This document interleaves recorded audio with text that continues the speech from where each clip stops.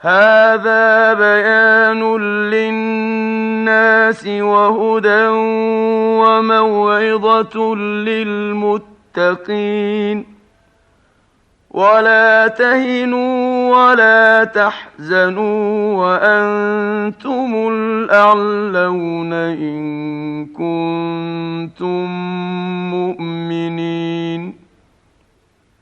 إن يمسسكم قرح فقد مس القوم قرح مثله، وتلك الأيام نداولها بين الناس وليعلم الله الذين آمنوا ويتخذ منكم شهداء،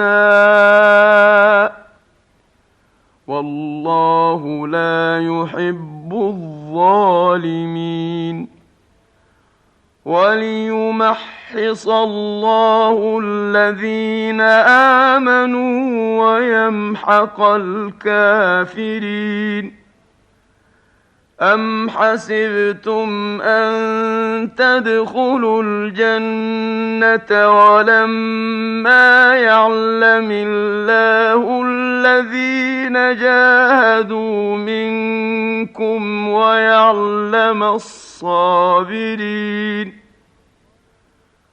ولقد كنتم تمنون الموت من قبل أن تلقوه فقد رأيتموه وأنتم تنظرون.